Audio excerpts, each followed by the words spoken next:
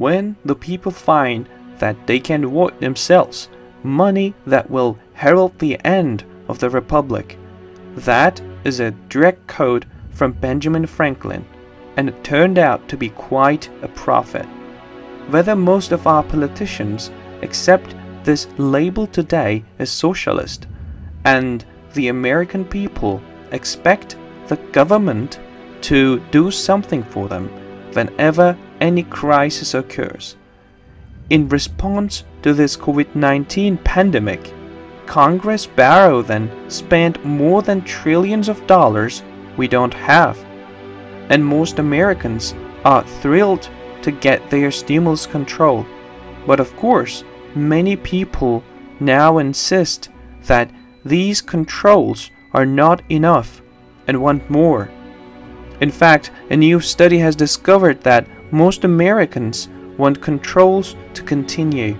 The idea of free money is very seductive, but unfortunately, most of the population does not understand that there is a large price to pay for free money in the end. So far, more than 300,000 people have died around the world during this epidemic. However, 50 million to 100 million people died during the Spanish flu epidemic from 1918 to 1920. During this terrible epidemic, our society did not close, and the federal government did not borrow and spend giant mountains in a desperate attempt to keep the economy afloat. Instead, our leaders responded with discreet and quiet determination and paved the way for an enormous economic boom during the Roaring '20s. Unfortunately, our leaders responded to COVID-19, this time by locking almost the entire country, and this will result in the biggest GDP collapse in American history. In its latest projections, the CBO sees GDP capsizing 38% on an annualized basis in the second quarter, with the 26 million more unemployed Americans than there were at the end of 2019. The forecasts are roughly in line with Wall Street economists and slightly less lower than most recent tracking number from the Atlanta Federal Reserve, which sees GDP falling about 42% in the April to June period. Undoubtedly, we're now in a very deep economic crisis, and the months ahead look very dismal. But instead of focusing on solutions, many Americans are desperate for federal governments to deal with them. According to a recent study, 82% of Americans want the government to have more incentive control. A whopping 82% of people feel that the one-time stimulus check of $1,200 is not enough to cover their expenses. They feel that these checks should continue until the lockdown ends. I have a hard time believing that this number is actually so high, but it may be surprising even if you cut this number in half. Have we now reached a point where most of the nation is willing to adopt fully developed socialism? Apparently, this is pretty discouraging. However, the free money promised by socialists is never free. When the Federal Reserve creates trillions of dollars from thin air and pumps it into the financial system, it's not free money. This is not free money when the federal government borrows and spends trillions of dollars that we do not currently have. In essence, we steal the money, and what we do from future generations of Americans is beyond crime. For more, please watch my previous video titled "The Collapse is Coming." the United States economic crisis is even worse than it appears. When a new dollar is added to the system, it erodes the value of all the dollars that currently exist.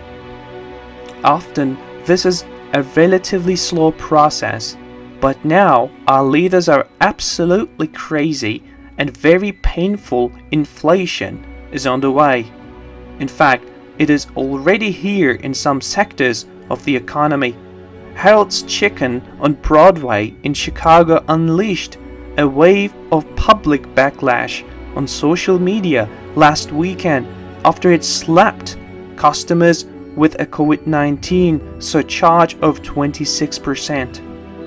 Restaurant manager Jacqueline Santana told CBS Chicago that food suppliers raised wholesale chicken prices by 26% on Saturday due to the COVID pandemic. She said a case of chicken wings that generally cost $60 jumped overnight to $90, forcing the wing shop to pass on the costs.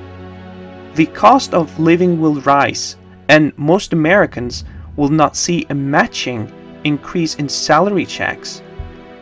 In fact, over 36 million American workers no longer have jobs.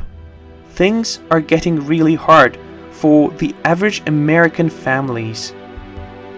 While some are entering more debt to survive this crisis, others dive into retirement savings.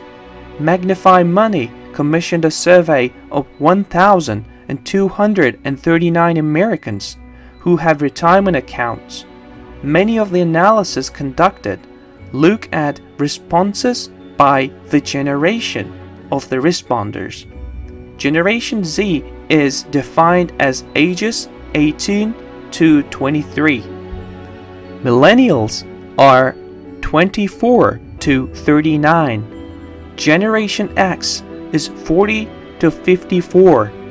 Baby boomers are 55 to 74. And the silent generation is aged 75. The survey shows that 30% of Americans have withdrawn an average of $6,757.2 from their retirement savings from about March the 1st through May the 1st. Another 19% responded that they have not taken money out yet, but they plan to do so. As time goes on, an increasing number of Americans will eventually reach a financial breaking point, and there will be a tremendous pressure on the government to do something once again.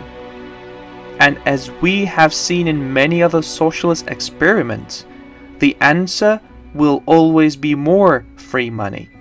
But look at Venezuela. To see where this ends, almost everyone in the country is a millionaire. But almost everyone in the whole country lives in deep poverty. One's faith in a currency has been destroyed. It is almost impossible to restore it, and we are in the process of destroying the belief in the reserve currency used by the whole world. Unfortunately, our leaders are not listening to people like me. Instead, they want to try almost anything to reserve the crashing United States economy. At this point, even Federal Reserve President Jerome Powell said that he acknowledged that it is the worst economic crisis we have seen since World War II. The pair offered a cautious view of the economy, with Mnuchin displaying a more optimistic outlook than Powell, who told the Senate Banking Committee that the scope and speed of this downturn are without modern precedent and are significantly worse than any recession since World War II. Mnuchin noted that he anticipated the economy would recover, but said there is risk of permanent damage should states wait too long in reopening their economies. Unfortunately, things didn't have to be this bad. If our leaders reacted rationally to this outbreak, the United States economy would still be in relatively good shape. But now our economic bubble has burst and very difficult days are ahead of us. As our problems increase, many people will insist that the solution is free money. Of course, it is not any solution. Free money is actually economic poison, and the United States economy can never recover from it. Dear Daily News Report viewers, you can find other videos by clicking on the top right button. We recommend watching, subscribing, and sharing. Thanks in advance. Most of the idea, comment, information, and criticism containing in these videos have been created by Daily News Report. Before making any important investment decision, use the information contained in these videos as a starting point for conducting your own research. If you make any investment or legal decision, it is advised to consult an expert before making this decision.